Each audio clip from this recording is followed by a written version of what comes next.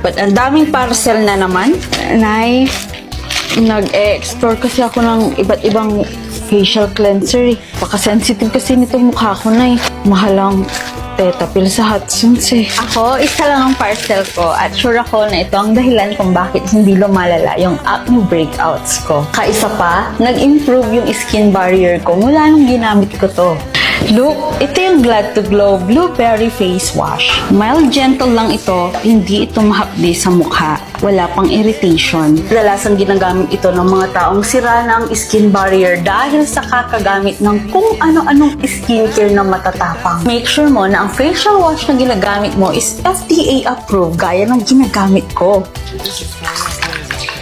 Kaya ikaw, kung gusto mo na bumalik yung pagka-baby skin mo, kung saan malambot ang iyong face, wala kang pores, healthy ang iyong skin barrier, tsaka wala kang acne breakouts, it's time na to switch your parcel. Check out Glad to Glow Gentle Cleanser. Nag-check out na ako habang nagsasalita ka. So, saan kayo kumukuha ng pang-check out ninyo?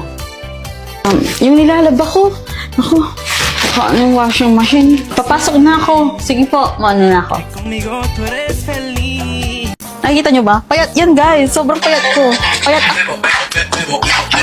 So katatapos ko lang guys, gumawa ng Bebot Trend. And ngayon, bibigyan ko kayo ng update sa skin ko dahil sobrang kong excited na talaga napakita sa inyo yung update so far. Kasi yung last na upload ko, pinakita ko sa inyo yung mukha ko. And ngayon, ipapakita ko siya ulit para makita nyo yung improvement kung meron para sa inyo.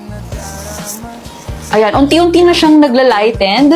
Ayan o, tapos wala nang mga bump. Kumbaga ano na, dark spots na kailangang paputiin. And siya nga pala guys, bumalik na ulit ako sa paggamit ng Rejuve. Wala na talaga kayong makikitang mga bumps dyan. Kung may makikita man kayong chismis, it's because marami akong dark spot. And siya nga pala guys, ang dami kasing nagko-comment sa akin na tumaba na daw ako. Ang height ko is 5'4", tapos ang weight ko is 53. So payat yun guys. Nakikita nyo ba? Payat yan guys. Sobrang payat ko. Pag lumapit ako ng ganun, ayan o. Parang ang taba-taba akong tingnan. Pero hindi guys, payat talaga. Yan, wala na akong contact lens, hindi ko na kayo makita. Matagal ko nang sinasabi guys na ang Rejuve na ginagamit ko is itong Brilliant dahil ito talaga yung hiyang na hiyang sa mukha ko at effective na effective siya mula pa. Hindi talaga ako nag-worry kapag may mga tumutubong bumps or pimples sa mukha ko dahil alam ko naman na babalik naman siya sa dati kapag ginamit ko na yung Rejuve. Ang mahal magpa-derma ngayon guys, pero itong Rejuve 269 lang. Mag-check out kayo guys para malaman nyo kung bakit puring-puri ko ito. Ano na namang kalukuhan to? Mag-shoot kasi ako ng POV guys, tapos yung character ko binabarang, kaya kailangan ko mag-improvise ng mga butlig-butlig sa mukha. Kaya lang nakakainis, na-realize ko na hindi pa pala ito yung POV na dapat. So kailangan ko takpan na naman tong butlig-butlig na to. Ay naku, dumating yung order ko na Skintific. Ay te, dito na natin masusubok kung talagang full coverage to. Bagong labas ito be, yung Skintific cushion na to. Nagtitrending nga yung mga ganito eh. Ewan ko na lang kung bakit. Tingnan natin kung speechless talaga ako be. Paano nangyari yun? With just one tap? Niloloko niyo ba ako? Paano nangyari to? Ang OA ko na, pero guys, walang halong biro. Sobrang ganda niya. Napaka-lightweight. Para talagang walang nakalagay sa mukha. Oo, promise. Nag-release na sila ng ibang cushion dati, pero itong blue ang pinaka-bet ko. Itong Perfect Stay Velvet Matte Cushion. At mayroon nga itong 8 shades. At ang shade na gamit ko is itong Ivory Zero. Pasensya na kayo guys kung hindi talaga ako makapaniwala kasi hindi talaga. As in magic. Para ako nagpipintura. Hindi, di ko kailangan mag-worry dahil ito ay 12-hour oil control. Tsaka mayroon din itong mga skincare ingredient for your skin. Ayoko na, ang OA ko na talaga. Alam mo bang waterproof to? Hindi mo alam. Kahit di mo alam, ipapakita ko pa rin yung full coverage ng mukha ko. Tingnan mo. Nakikita mo ba? Tinest ko na rin pala kung talagang matte siya. Tissue test. Uy, wala talaga. Napakagaling ng product na to. As in, napakagaling. Bahala ka na kung hindi ka bibili. Sayang na opportunity na maging maganda ka sa school nyo, promise. Pwede ko pa siyang lagyan ng volume kapag ginaganyan ko siya. Alam nyo pa guys, kahapon may pumuri sa akin ang bagsak daw ng hair ko. Alam mo kasi dati hindi talaga ako napupuri pag about sa mga hair na feeling ko talaga hair ang pinaka-insecurity ko sa buong katawan ko. I mean, insecurity ko naman lahat, like ngipin, short. Pero yung hair talaga, sabi nila diba ang nagpapaganda sa babae yung hair niya. Pero mula nung ginamit ko tong hair mo, so bilang daming pumupuri sa akin, ang ganda ng buko, sobrang bagsak ng hair ko. Pwede ko pa siyang lagyan ng volume kapag ginaganyan ko siya.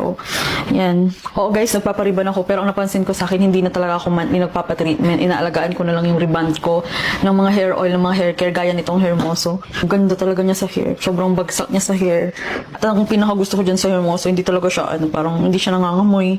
Wala siyang amoy guys. Kasi yung mga may amoy na ginagamit sa hair, pag tumatagal, umaasim, or what, ganun. Pero itong Hermoso guys, hindi talaga. Hindi rin siya kagaya ng baby oil ha. Parang naisip niyo kung makikita niyo yung pagkakaiba kapag trinay niyo nyo yan sa baby oil. Kaya nakita ko talaga yung importance ng paggamit ng mga hair moisturizer kaya nitong hair mo. So, grabe yung naging ano niya. Grabe yung naging epekto niya sa hair ko. Kailangan kong maging honest sa inyo, guys.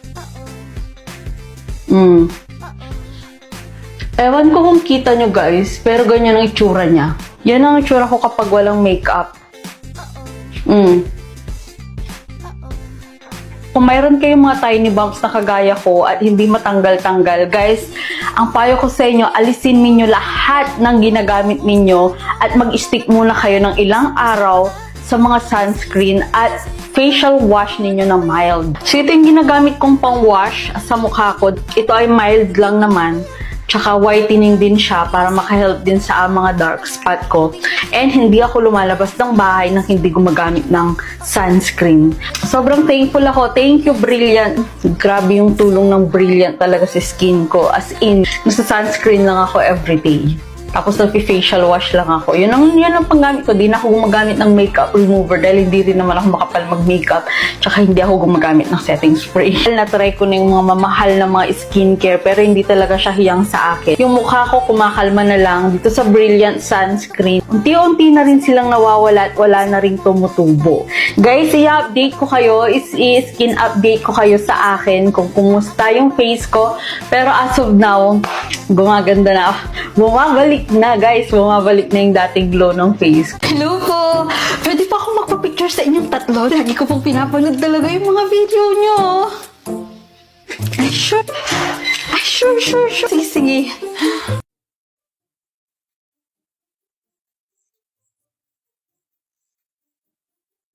Ang oily ng T-zone ko. Umuo yung foundation ko. Mukhang gumagana yung setting spray ko. Ilang biya, sandali lang mag-wait at ako.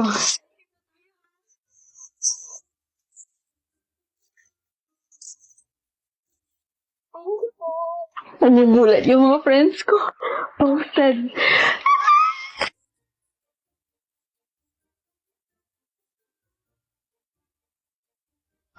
Nagbabash tayo ngayon. Uy, Kyle, tulungan mo naman kami. Anong sekreto mo? Bakit parang long-lasting yung makeup mo? Secret weapon ko? Itong Shade Glam Lock-In Setting Spray. Super fine mist. Keeps you fresh all day. 16-hour wear. Oil control. Zero meltdown. Pwede sa outdoor fun event. Pwede sa sayawan. At pwede rin dinner kasama ang mga kaibigan. Check out ko nga din. Kailangan ko yan. I-click mo yung yellow basket sa baba para makapag-check out ka nito. May resulta na. Dok, may tani na yung buhay ko. OA, mayroon kang hormonal imbalance. Yan ang rason kung bakit hindi regular yung menstruation mo. Tsaka tingnan mo, hindi rin natatanggal yung breakouts mo. Tsaka hindi ka rin pumapayat kahit anong diet mo. Tsaka isa pa, di ba sabi mo nadadali yung mental health mo? Eh, beste, ayoko kasi mag-pills. Sabi kasi nila nakakataba yun eh. Baka may iba ka pang maire-recommenda dyan. Try mo tong hormone balance ng New Moon. It regulates your hormones, stabilizes energy, and supports metabolic function to prevent random cravings. Goods ito para sa lahat ng may PCOS at sa mga kagaya mo na may hormonal imbalances. Kaya ikaw, kung hindi ka tinatabla ng kahit na anong skincare, baka may kailangan ayusin si hormone balance dyan sa katawan mo. FDA approved ba yan? Baka lalo akong magka-problema dyan, ha? Yes! I-recommenda ko ba ito kung hindi? Siyempre, FDA verified ito, no? Can take twice or once a day. Eh, how much naman yan? 809 pesos lang. May 60 capsules ka na. Eh, kaya lang, bestie, nag-take din kasi ako ng New Moon Soft Glow capsule. Alam mo yon? Pwede ba silang pagsabayin? Yes, of course. Pwede. Thank you, bestie. Saka na lang yung doctor's fee. Best friend naman kita eh. Sino ka dyan? Julia Barreto? Be, hindi man ako si Julia Barreto. Gamit ko naman itong matte cushion na gamit niya. Tingnan mo naman kung paano niya natatakpan yung color green sa mukha ko. Nasaan na? Alam mo ba ang the best sa matte cushion na ito? Hindi mo na kailangan ng concealer, tsaka hindi mo na rin kailangan ng color corrector. Ito ay long-lasting, tsaka full coverage. Hindi ata sa akin pwede yan. Alam mo namang morena ako.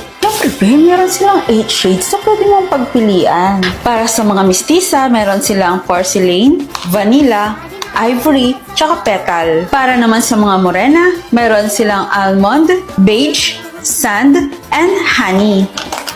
Tingnan niyo yung finishing niya. Matatakpan niya yung mga chismis sa mukha mo ng pangmatagalan. Tapusin muna natin yung makeup ko. Lalagay muna ako ng blush on. Ang sarap maglagay ng makeup kapag yun ang gamit mong matte cushion.